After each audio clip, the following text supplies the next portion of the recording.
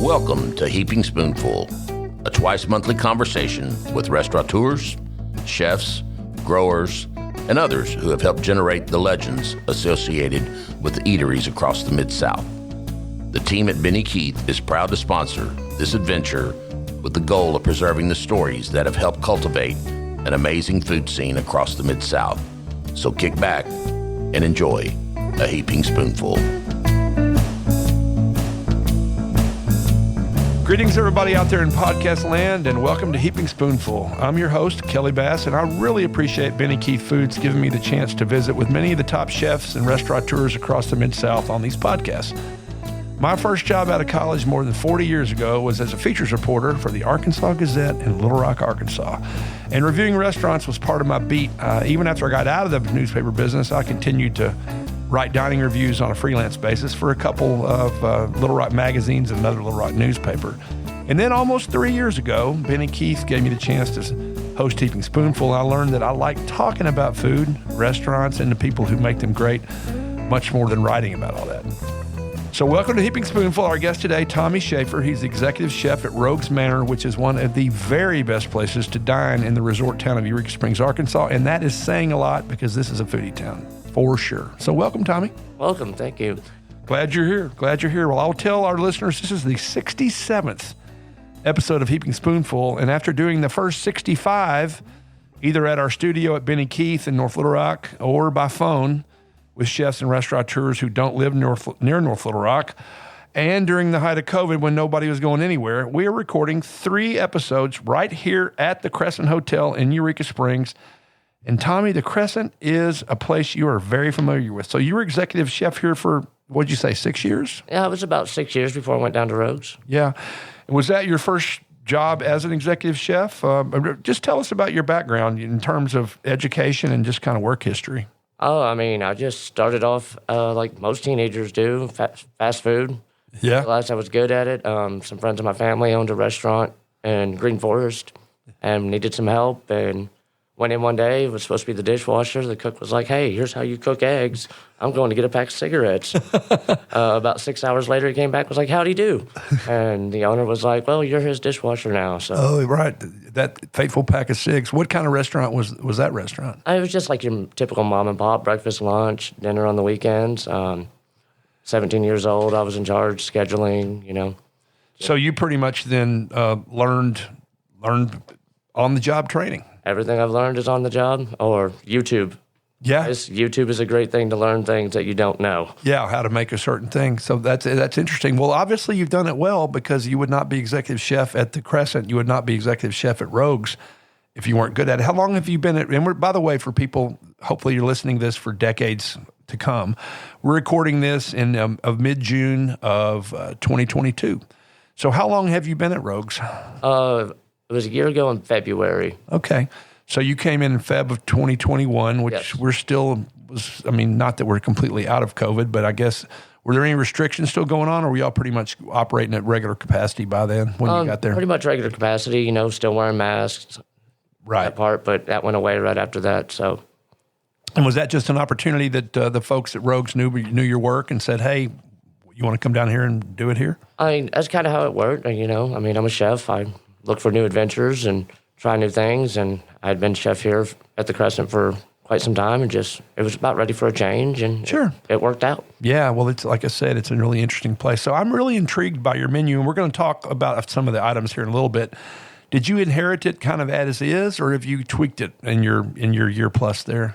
I mean, I inherited it as is. My boss is really free. I can show him, like, hey, I think this will be better, and he'll go, it's better, let's change it, So kind of tweaking things around, changing it up. Yeah, so you have some freedom to, just say, hey, this is how I think we ought to do it. Exactly, and like I said, just show it to them. You know how bosses are; they want to see results, not.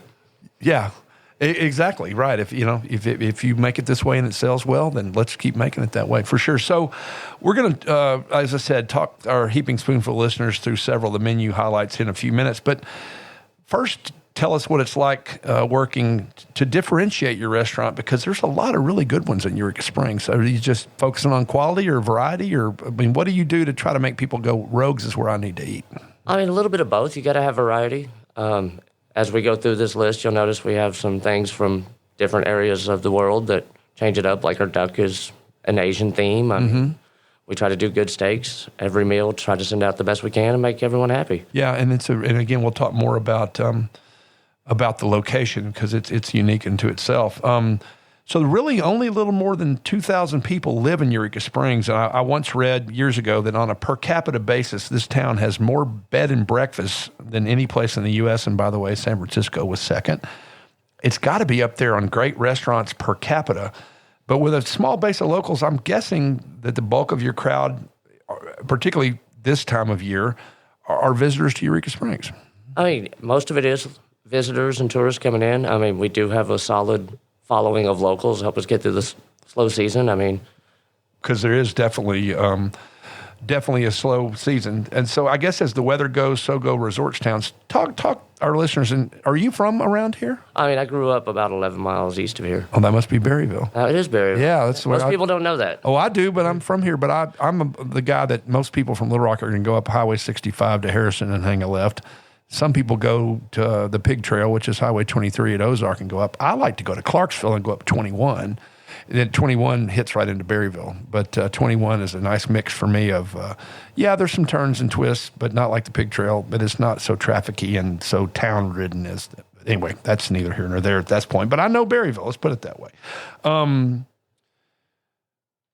So talk about the ebb and flow. I mean, when is it slow? When does it start getting busy? And do you all adjust your hours and days based on that? I mean, what's kind of the flow across a year for Eureka Springs? Well, we try to be consistent, open 5 to 9 for dinner, all but Monday and Tuesday.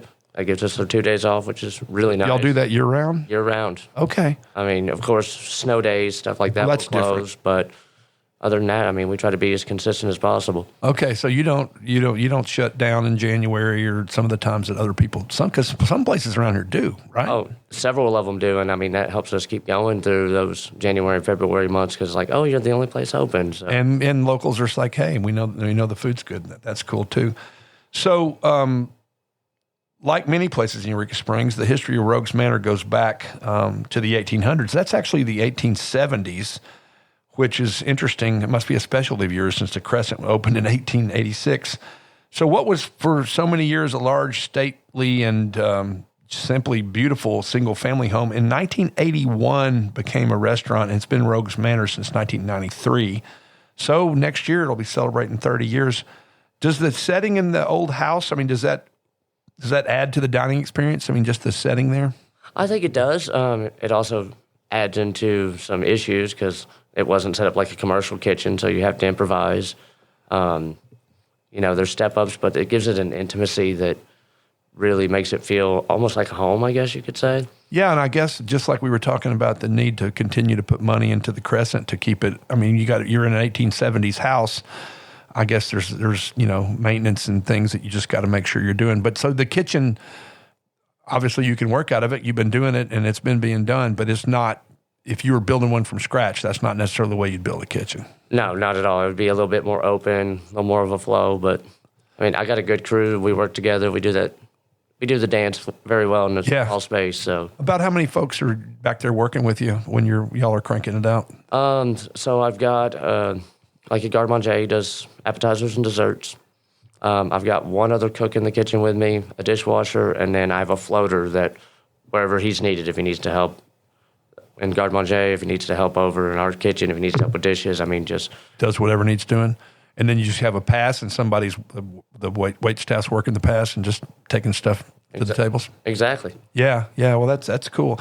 And there's something pretty magical. I don't know. I was in the newspaper business, and it builds to crescendo, and then it's deadline, and you got the paper out, and everybody kind of takes a deep breath and either high fives or cries, depending on how the night went. It's kind of the same way in a kitchen like that, right? I mean, it's a high energy setting when you're really cooking and literally cooking, and then when it's done, it's like, whew, man, we rocked it. Yeah, once that last round of entrees goes out, no matter what, you can, like you said, take that deep breath and go, we made it through, and then it's like, oh crap, now we got to clean up. Yeah, exactly. That's funny. All right. Well, listen, we're going to take a short break here on Heaping Spoonful. We'll be back in just a bit with Tommy Shaffer. He's executive chef at Rogues Manor, one of the top fine dining choices in the resort town of Eureka Springs, Arkansas. I hope you're enjoying this episode of Heaping Spoonful. We at Benny Keith Foods enjoy talking about the food scene almost as much as we enjoy providing the top quality ingredients that help restaurateurs and chefs across the Mid-South create their magic. Now let's dive even deeper into the culinary world with your host, Kelly Bass. Welcome back, everybody. Welcome to Heaping Spoonful, our continuing conversation with Tommy Shaffer. So now let's get to the menu. From the get-go, it's clear that oysters are a big part of what you do. The very first choice on the appetizer menu is oyster shooters. I guess that's your alternative to serving them on the half shell. Is that a single oyster in a cocktail glass in a shot glass with a cocktail sauce, or how is that presented? That's exactly how it is. I mean, on the half shell's nice, but then you got to shuck them yourself, and due to space and things like that, it just made sense to go the shooter route. Yeah, and I mean, it's a little bit better and makes you feel almost like a kid again, taking a shot. Yeah, that's how cool. I take it. Yeah, and then you also serve them pan-fried, which sounds great. And then I like the play on words, Rogafella, which is your take on oysters Rockefeller. Or is it the same recipe, or is Rogafella a little different than the classic Rockefeller? I mean, it's a play on it. Definitely is. It's on the half shell with some spinach and some other sauces and some cheese on it. Yeah. I'm not going to give it everything away. Try them. Don't do that. Well, it's interesting because if you order oysters in almost any restaurant or all restaurants in Arkansas, you get Gulf oysters. And there's nothing wrong with that. But you serve fresh oysters from the Pacific Northwest. Tell our listeners the difference in those two and how you guys have chosen to go the route of those. Well, I mean, that's one of those things I inherited. But Gulf oysters, just like Gulf shrimp, are a little briny or a little saltier. And the texture is a little bit different. The cold water, just like cold water lobster, any cold water is going to be sweeter and just tastes better, in my opinion. Are they kind of about the same size? Or, I mean, I guess oysters vary in size. Are they similarly sized to Gulfs? I mean, we serve a medium, which is about 16 to 20 per pound. So, I mean, we serve some pretty good size oysters. Yeah, that sounds good. Well, I mentioned that we're going to come by there. I'm thinking maybe some oysters in my future when we show up for a cocktail here a little bit later this afternoon. So, come on, I'll get your reservation waiting for you. That's cool. Sticking with the seafood theme, but in a very different way, is a Rogues Manor classic, the curried seafood chowder, which the menu notes was created and only served there by a woman whose name may have been Lisa, but it may have been something different. I think it's Lisa. Yeah. But again, that was before my time there. Right. So tell us what's the curried seafood chowder like? What all's in it? And is curry the predominant flavor? It's a red curry. It's a red curry. Okay. It's got tomatoes and onions. All the good stuff. And then we hit it with some salmon, some bay scallops, and some shrimp. Wow. Finish it off with a little cream, and it's super popular. That's why it's an appetizer and an entree. So. Yeah, and I like that. I swear I could make multiple meals from just your appetizers, and there's nothing on there that I don't want. So, Chiapino, it's a classic soup, but you don't find it. Tell people about that soup. What is it, and how is it made? Well, I mean, it's a play on a typical Chiapino, Italian seafood stew from San Francisco. I mean, why not have it here? We look like little San Francisco. That's true, definitely. And, it's tomato-based. We stew our fish in it, and same thing, it's salmon and scallops and shrimp in it, and comes with our bread. Good for dipping. Oh, it's great for dipping. Yeah. We do a blend of Bavarian rye, wheat, and sourdough in that. So. Oh, that sounds cool. So y'all make that. Good. And then tell us about potted montrachet. Well, I mean, it's your typical goat cheese. We do marinated artichokes in it. We whip those in with sun-dried tomatoes and Kalamata olives. It comes with some toast points. And that sounds like a good one, too, for sure. And you also smoke and season your own salmon. Yes, we cold smoke our salmon right there in the kitchen about once a week. Get some fresh salmon in, let it brine and glaze it, smoke it. Man, that sounds good. Cold smoked salmon is one of my favorite ways to have it for sure. And then I applaud you. I mean, that's you could buy some smoked salmon and just throw it on a plate, but you guys choose to do it yourself. That's a commitment to excellence and going that extra step. Yeah, and it's better. I mean, the less steps involved from the, Yeah, from the beginning product of the salmon into what you serve. Yeah. So I guess based on all we've talked about, there's no real choice for me except to get the appetizer platter, which the team's the Montrachet, the smoked salmon, and the classic shrimp cocktail. And it comes in portions for two to four. I'm sure that's also a popular choice. It's definitely one of the most popular ones, especially if you're at a table. I believe you're bringing 6 to us tonight. Yeah. I mean, it's enough that each person can try a little bit of everything. And yeah. Well, that does sound great. And then there's something to be said for your classic shrimp cocktail. Just, I mean, plain and simple, but nothing much better than a nice, plump, cool shrimp. Oh, I agree. And, it's got cocktail sauce, lemons. We serve some crackers with it, extra horseradish if you like that. I mean, Just go to town. That's true. Another differentiator on the Rogues menu is walleye, which you bread, season, and pan fry. And to me, there's no better fish than walleye. Is that... I mean, I always think of that as kind of a fancy fish. Is that pretty easy to get, and has it been featured a long time at Rogues Manor? I mean, once again, I can only base that I've been there a year, and we've had it the whole time. And, yeah, freshwater fish walleye is the best. Yeah, I love it. Maybe sea bass would be up there in all fish, but, yeah, the walleye is definitely great. Nice golden brown, comes with our homemade tartar sauce that we do in the house. Cool. I mean... Yeah, that sounds good. And, I'm also intrigued by the seafood casserole, which I like the fact you all give kind of a star treatment to the house specials. And the seafood casserole, which you obviously, again, with the cioppino and other things, you're doing a lot of mixing and matching of seafood. What's the seafood casserole? What's in that one? All right, so it's salmon and scallops and shrimp because just like the others, right? Yeah. But it's topped with a béarnaise sauce. And then a little bit of Swiss cheese. We pop that in the oven until it's nice and golden brown. And oh, that sounds good. Definitely a big seller there. Yeah. Oh, yeah. Béarnaise and cheese. I'd probably eat cardboard with underneath that, but I don't have to with the good fish that you're putting in there and the shrimp and all that. That sounds great. So let's talk about duck, which like a lot of your entrees, and you said is available in an appetizer portion. Talk again about the duck and how you do it. Well, the duck is it's poached, and once again, it's an Asian sauce, so I can't give too much away. Right. So we poach that till it's about medium rare. One breast for an appetizer, and that'll come with toast points, or 2 breasts for an entree.